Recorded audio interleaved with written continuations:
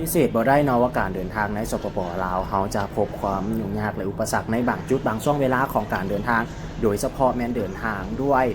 เส้นทางแต่ว่าปัจจุบันนี้นับตั้งแต่ที่มีให้บริการของ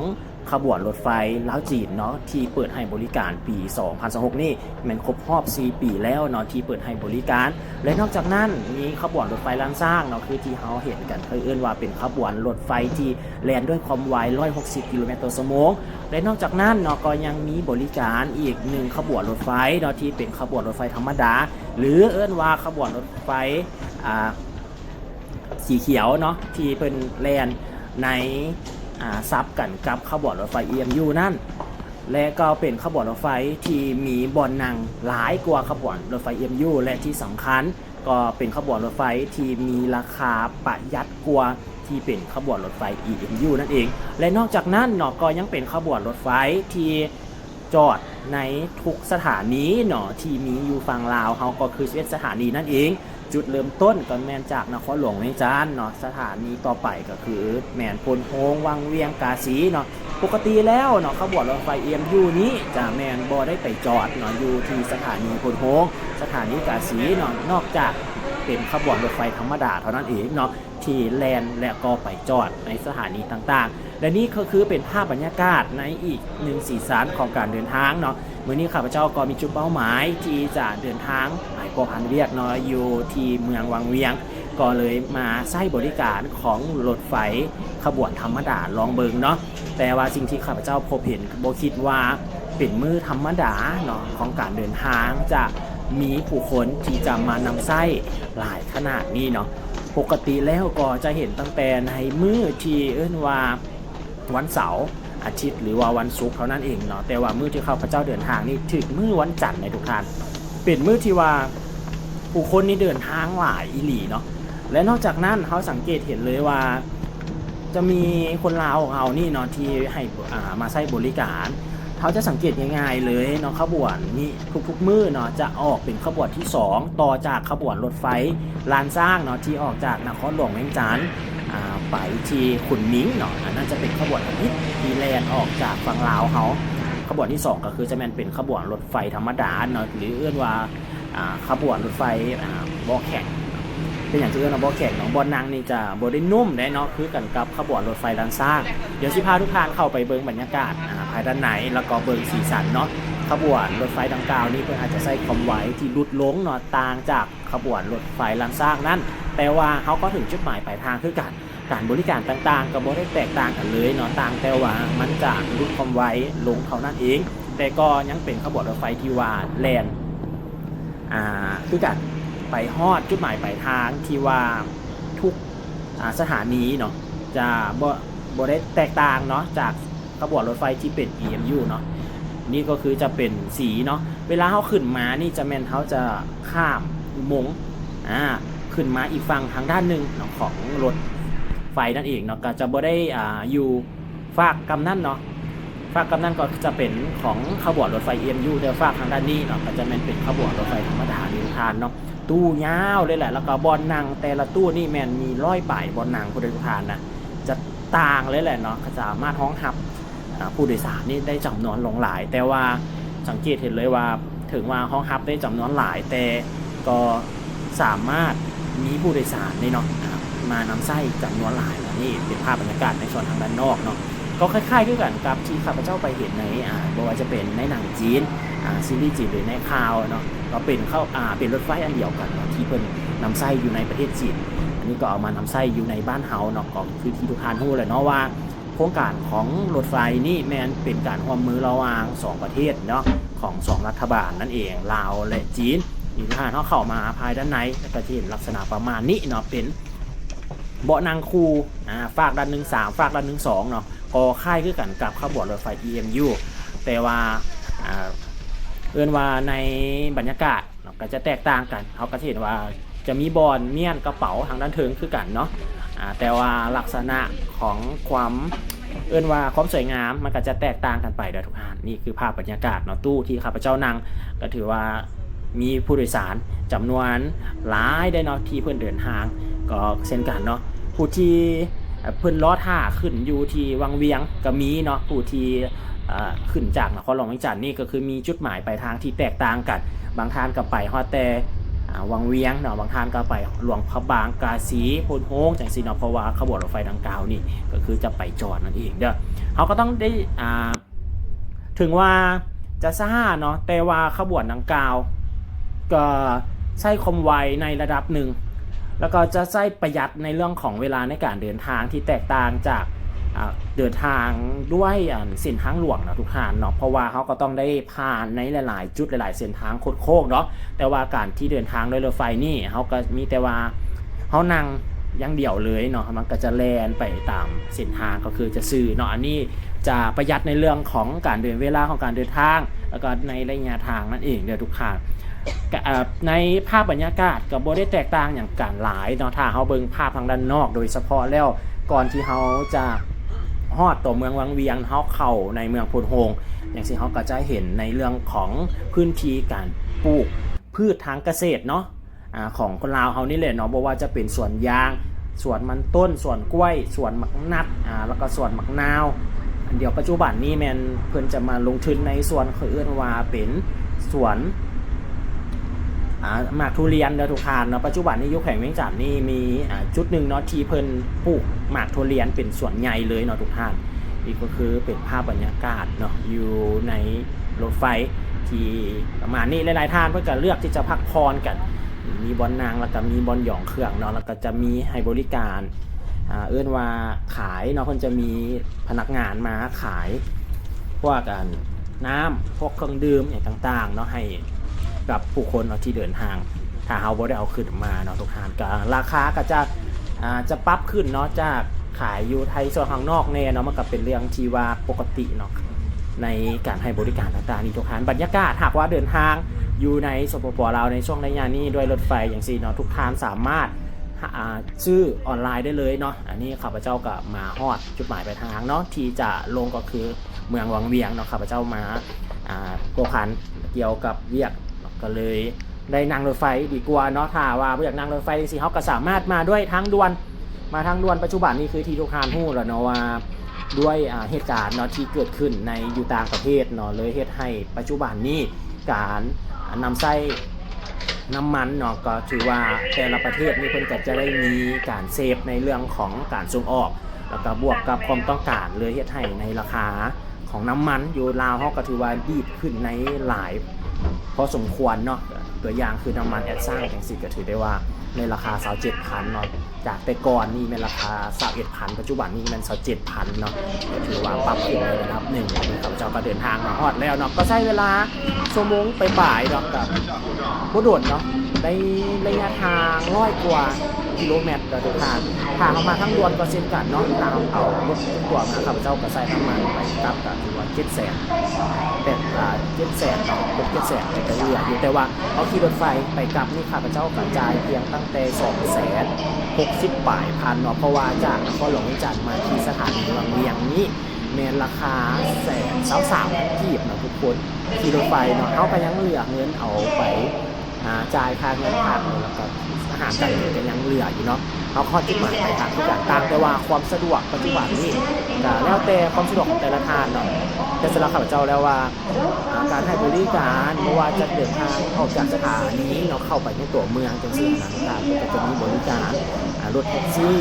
รถคิวจังซี่เนาะในราคาก็40,000 กีบเนาะปัจจุบันนี้น้ำมันขึ้นอาจจะปรับขึ้นถึง45,000 หรือว่า50,000 เนาะในระยะทางเกือบ4 กิโลเมตรเนาะจากใจกลางเมืองวังเวียงเข้ามาหาสถานีจากสถานีไปสิเนาะก็ถือว่าไรเลียแล้วเนาะค่า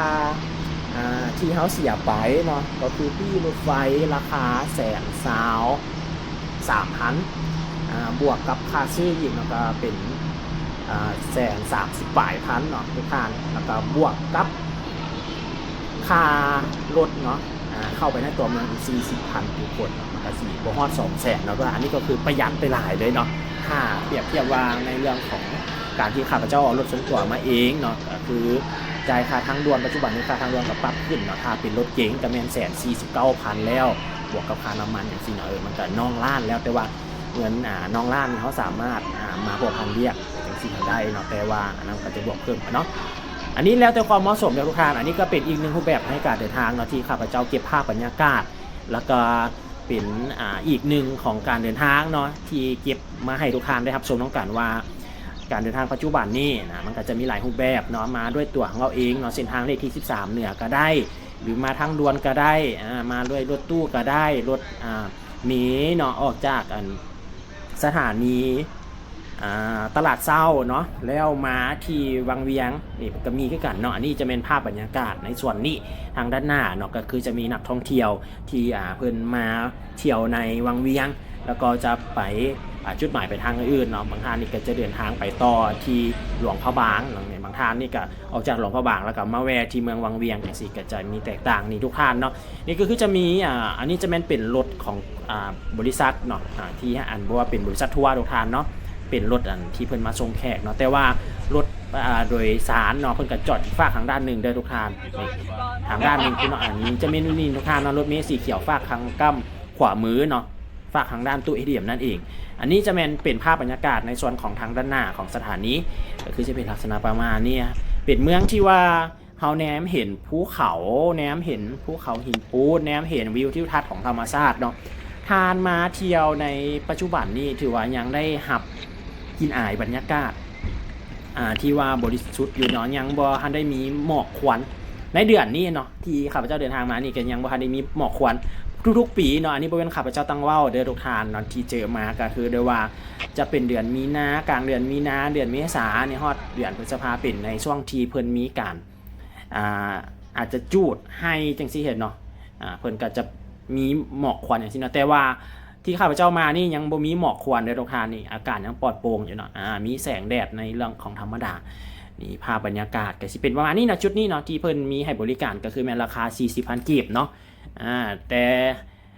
เพิ่นก็จะมีนักท่องเที่ยวนี่ขึ้นจังซี่เนาะกับเพิ่นจะไปส่งฮอดใจกลางเมืองแล้วเฮาก็ย่างไปต่อค่ะว่าเฮาพักอยู่ในใจกลางเมืองก็ถือว่าบ่ได้ไกลดอกเนาะจากเงินพักก็ได้ก็คือว่าใกล้ๆเนาะในขอบเขตพื้นที่ในใจกลางเมืองนี่อันนี้เป็นลักษณะภาพบรรยากาศในส่วนทางด้านหน้าของสถานีวังเวียงเลยทุกท่านในแต่ละสถานีบรรยากาศและรูปทรงลักษณะก็จะแม่นแตกต่างกันได้ทุกท่านเนาะจะบ่คือกันในแต่ละจุดจังซี่ทุกท่านจากนี้เนาะเฮาเข้าไปหาว่าในตัวเมืองก็ใช้ระยะเวลาอยู่ประมาณ10 นาทีเนาะทุกท่านบ่ได้ไกลได้ทุกท่านเนาะเวลาประมาณจาก10 นาทีได้ในออกจากสถานีเนาะเข้าไปเพราะว่าในระยะทางแม่น4 กิโลเมตรเนาะทุกท่านอันนี้จะเป็นเส้นทางเลขที่13เหนือเนาะเส้นทางที่จะเข้าไปในตัวเมืองวังเวียงนั่นเองสำหรับเส้นทางเลขที่13เนี่ยนี่เนาะก็จะแม่นเริ่มมาจากนครหลวงเวียงจันทน์ของเฮาเลยมาตั้งแต่4 แยกไฟแดงสีเกิดเนาะจื่อง่ายๆเลยตั้งแต่จุดนั้นมาเริ่มต้นมาเลยเนาะจนไปฮอดแขวงทางภาคเหนือของลาวเฮาแล้วก็เส้นทางเลขที่13ใต้ก็จะแม่นเริ่มตั้งแต่หาวงเวียนดอนนูนเนาะไปจนฮอดแขวงทางภาคใต้ของลาวเฮานั่นเองนี่ก็คือภาพบรรยากาศของเมืองวังเวียงปัจจุบันนี้เด้อหากว่าท่านใดเนาะที่จะมาเที่ยวปัจจุบันนี้นะก็จะให้ทุกท่านในเรื่องข่าวว่าเฮาจะเซารถจังซี่เนาะหรือว่าจะใช้บริการรถจังซี่เนาะมันก็มีหลายในรูปแบบให้เอาเลือกเนาะทุกท่านเนาะแล้วก็จะมีแท็กซี่ก็คือกันเนาะก็จะมีหลายบริษัทที่เพิ่นให้บริการแท็กซี่ผ่านแอปพลิเคชันเนาะปัจจุบันนี้ก็ถือได้ว่าเข้าถึงในเรื่องของการบริการเนาะทุกท่านแต่เฮาก็เลือกเอาเนาะว่าจะใช้บริการในรูปแบบใดถ้าว่ามาเที่ยววังเวียงจังซี่มันก็จะเป็นอีกหนึ่งสไตล์ของเมืองวังเวียงถ้าว่าถึงเมืองวังเวียงก็จะว่าถึงธรรมชาติเนาะโดยเฉพาะแล้วก็คือกิจกรรมต่างๆเนาะก็ขึ้นชื่อของเมืองวังเวียงว่าเรื่องถึงกิจกรรมลิ่นท่องเที่ยวเนาะบ่ว่าจะเป็นพายเรือขี่เรือเที่ยวปีนผากิจกรรมขี่รถลอดตัวเมืองบ่จังซี่เนาะหรือว่าจะเที่ยวตามคาเฟ่ต่างๆปัจจุบันนี้การให้บริการคาเฟ่เนาะบ่ว่าจะเป็นเมืองท่องเที่ยวหรือในตัวเมืองของนครหลวงเวียงจันทน์เนาะแม่นได้รับความนิยมหลายเด้อทุกท่านเนาะเกี่ยวกับการบริการเที่ยวคาเฟ่อยู่ที่วังเวียงคือกันเนาะครั้งนี้ที่ข้าพเจ้ามาพอพานเวียกนี่ข้าพเจ้ารู้สึกได้ว่ากลับมาก็ถือว่าเป็นครบรอบในหลายเดือนเด้เนาะที่เดินทางมาเมืองวังเวียงนี่ก็ปีนึงนี่อาจจะประมาณ 3-4 เทื่อเนาะเดินทางมาวังเวียงก็รู้สึกได้ว่า สิ่งที่มันเปลี่ยนแปลงไปก็ถือว่าก้าวไปเทื่อละขั้นเนาะโดยเฉพาะแมนปัจจุบันนี้ถนนหนทางเนาะจากแต่เดิมที่เฮาฮู้กันว่าเมืองวังเวียงหลายๆคนจะจมว่าโอ้ถนนหนทางของตัวเมืองแท้ๆเลยเป็นหยังคือมีจุดที่เอิ้นว่าเป็นขุมเนาะแต่ว่าปัจจุบันนี้เนาะทุกเส้นทางเกือบอยากว่าทุกเส้นทางเลยเนาะของตัวเมืองของวังเวียงนะทุกท่านเนาะโดยเฉพาะแมนขอบเขตพื้นที่ในโซนของในเลยเนาะเพิ่นได้มีการปรับปรุงเส้นทางใหม่แล้วเนาะเพิ่นได้มีการสร้างฟุตบาทใหม่ติดตั้งไฟทางคนยางใหม่มันก็ได้สร้างบรรยากาศแล้วก็ได้สร้างสีสันความสวยงามขึ้นเติมเนาะและเฮ็ดให้นักท่องเที่ยวได้มีทางยางโดยเฉพาะแม่นฟุตบาทเนาะคือที่เฮาฮู้กันแล้วเนาะว่าคนลาวเฮานี่เวลาจอดรถนี่ถ้าจุดใดที่มีฟุตบาทต่ำหรือว่าจุดใดที่วางนี่ก็คือขึ้นจอดเลยเนาะเฮ็ดให้เวลาที่เฮาสิย่างน้ำตามสายทางนี่มันบ่มีทางยางเนาะให้เฮาลงไปย่างอยู่ในเส้นทางนั่นเลยเนาะแต่ว่าปัจจุบันนี้อยู่ที่เมืองวังเวียงเนาะที่ข้าพเจ้าสัมผัสได้แล้วแม่นเพิ่นสร้างฟุตบาทใหม่ที่สูงขึ้นเนาะเวลารถจอดนี่ก็ยากแน่เนาะแต่ว่ามันเฮาจะได้บอลย่างสำหรับเวลาเฮาย่างเที่ยวในตัวเมืองนั่นเองเด้อนี่เฮามาฮอดจุดนี้ก็เป็นจุด3แยกนะทุกท่าน